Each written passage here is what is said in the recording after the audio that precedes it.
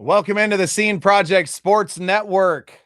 I am your host, Bubba Starts, flying solo tonight as we recap round 2 of the 2026 Masters.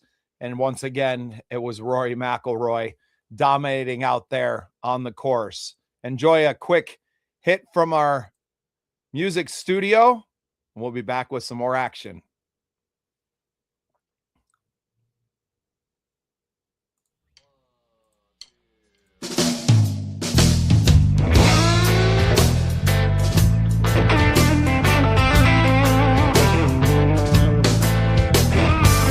I was a drifter all alone away from home, searching for an answer in my soul. Once I thought the wandering life was all I'd ever know, till I run out of places I could go. Now I'm too old to go walking down this long and winding road, too young to just wait around to die. Gonna go on living like my heart is still on fire, just a little differently this time.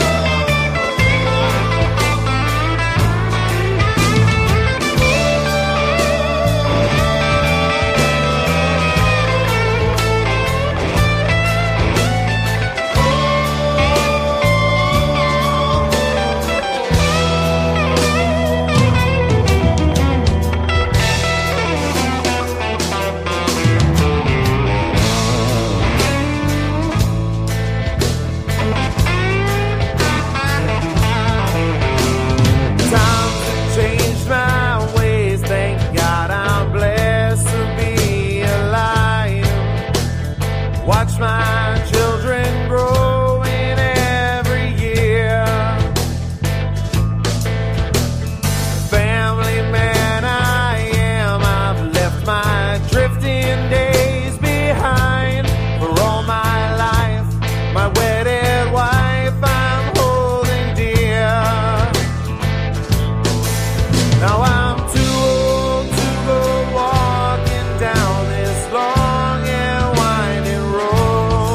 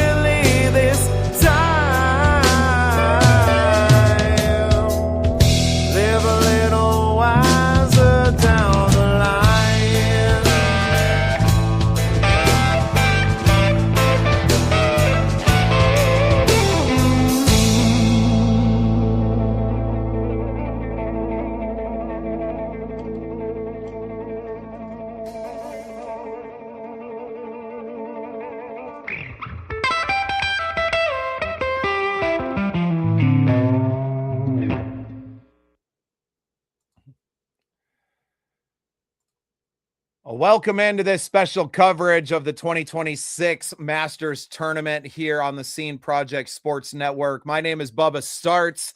I'm the executive producer and host of this show. Flying solo tonight as our guy, Shady Grady, had some prior engagements to deal with, but wanted to make sure we came back, recapped an amazing round two led by Rory McIlroy's 65 on the day, birdied the last three holes. What an amazing display of golf today. Absolutely beautiful day down in Georgia. I think it hit into the low 80s, looked gorgeous out there, as if Augusta National could ever look bad. We are presented to you by the Skunked Golf Company. They're a fantastic new golf apparel company out of North Dakota. They've become great friends of the show, and they sponsor all of the golf content here from the Scene Project Sports Network. So let's jump right into the leaderboard. Like I said, Rory McIlroy continues to ride the top of the leaderboard now at 12 under after a 65 today. Absolutely incredible golf by him. Looked like he was in trouble on 17 today, and puts his drive into the woods down the left side, plays it out safely right side into the rough there, ends up pitching it in for a birdie. Just absolutely incredible showing of poise today from Rory. Hard not to be impressed with his first two rounds today, and now with a 6-shot lead on the field. Notable movers today, Patrick Reed had himself a day starting out at 3 under, finished the day at 6 under for the tournament. Justin Rose moved up 4 strokes today with a, what would that be? A 68 on the day. A pretty good round from him. Shane Lowry coming in at 5 under on the day, or 2 under on the day, and then finished at 5 under. So a good round from Shane. Tommy Fleetwood had himself a day coming in at even par and then finishing out at 5 under. So absolutely incredible here today. I think some of the notable misses on the day, Scottie Scheffler had a tough finish to his day, finishing even par again after starting the day 2 under. I know he wanted a little bit more out of that. A lot of folks coming in and finishing their day +1, +2, +3. The cut looks like they did release it here. So 4 +4 was the cut line today. We'll go over some notable names that missed it. Bubba Watson misses the cut. Zach Johnson, Bryson DeChambeau, after a pretty tough day out on the course yesterday, misses the cut as well.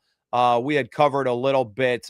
Freddie Couples, unfortunately, misses the cut after having a pretty good start to his round yesterday. Echeverria had an absolutely incredible shot, but misses the cut as well. A really cool highlight. I highly recommend you guys get on and check that out. So just a quick look there. Jon Rahm, after having a tough go of it yesterday, finishing +6, 6 over par, has a decent day today, finishing at 4 over and making the cut. But the man they're all chasing out there is, of course, Rory McIlroy, with the largest lead ever, a historic round today, finishing at 12 under with a 6-shot lead over the rest of the field. Absolutely incredible stuff from Rory today. I had the pleasure, I was busy most of the day, was kind of tuning in and out, watching a few of the featured groups, but watching the last 3 holes, Rory absolutely stuck his drive off the 16th tee on that just beautiful hole, just iconic. That pond like a mirror out there.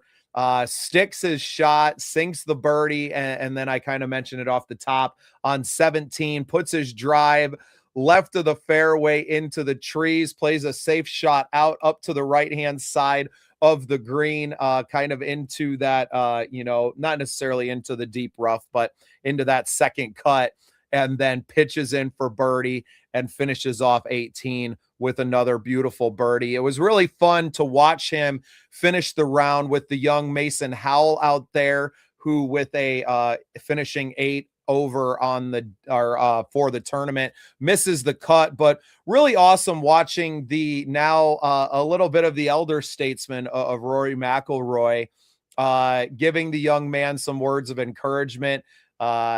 Mason is one of the amateur players. I'm not sure how old he is. He doesn't look a day over maybe 19. He's probably 21, 22. I'm now at that age where everyone looks like a teenager if they're under 28. But really incredible to see Rory out there giving the young man some words of encouragement there, finishing out the round. And what a learning experience for someone like a Mason Howell to be out there and watching Rory hit a 65 on this historic course. Just really enjoy it. We talked at length yesterday with Shady on the show how important this is, this week is really for not just the PGA, but really for the entire game of golf. It's so important, and you're having a lot of the players that are golfing over on the Live Tour coming back to play in these tournaments. Obviously, the first of the majors this year. I'm just so blessed to be able to cover it with our Scene Project Sports Network. I just love this game of golf. And if you're tuning in right now, I'm assuming that you are a big fan of the game too. Throw a comment down here. What was your favorite moment of the day if you got to watch the round as well? For me, it's hard to beat the 17 that Rory shot, but some other notables in there. I mentioned the Echeverria shot that he had to pull out a birdie, pitching off the green and in for a birdie. It's just, this course is so beautiful, and this week is so iconic to the game. The 90th Masters. It's hard to believe that we get to do this every year. And I talked about it a little bit yesterday as well on our recap. But as someone who lives in the upper Midwest, and golf season up here starts a lot later than it does in the southern states here in the U.S. This to me is always like the kickoff to the golf season. I know we've already had several tournaments, and the PGA kind of kicking off with the Waste Management Open down there in Arizona is really incredible. But this is when I finally start to think about golf and looking forward to the season. It becomes such an iconic moment, not just for me and the players that are out on the course, but for the United States and for golfers around the world. I don't have a lot to say as we're flying here solo tonight.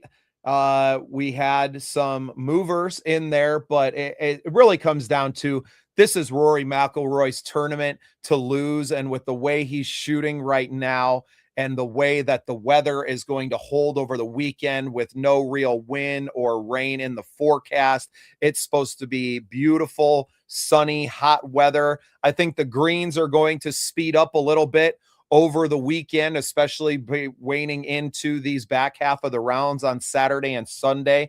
But at this point, it would take an epic collapse from Rory McIlroy to give this tournament away. I think he's just putting it too far out of reach with how he's playing. But anything can happen. And that's the beauty of golf. That's the beauty of this tournament. But I think with the way Rory's swinging the club right now, he looks confident. He looks comfortable. It really is his tournament to lose. And exciting to watch him now, after taking so long to get to his first Masters win and winning the tournament last year, to now come in looking like a completely different player, I think is really exciting. And it's really exciting for the whole game of golf.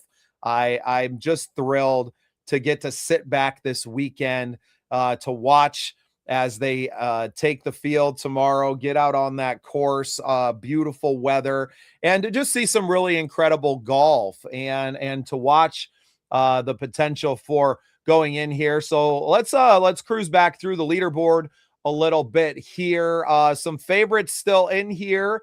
There's only a few that are really in striking range right now. I would say Tommy Fleetwood, Justin Rose, obviously kind of a sleeper in here, could make a move. Patrick Reed was playing very well through the end of the day today as well. And besides that bogey, that's a disappointing bogey for him on 18 today, but shot a 69. I think it really is at this point, it's McIlroy's tournament to lose.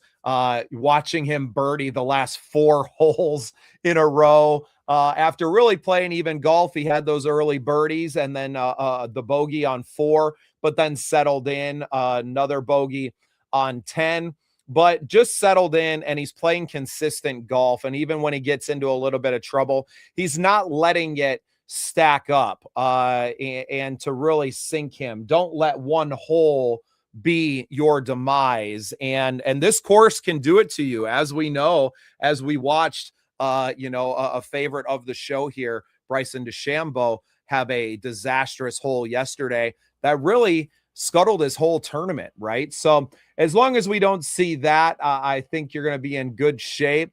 A Hatton here, Tyrell Hatton had himself a fairly good back 9, going from just one -2 through 9 to finishing -4. So I think you have and then Lee, who is this here? Sorry, I didn't even check in names. I can't say that anyway. Hotong Lee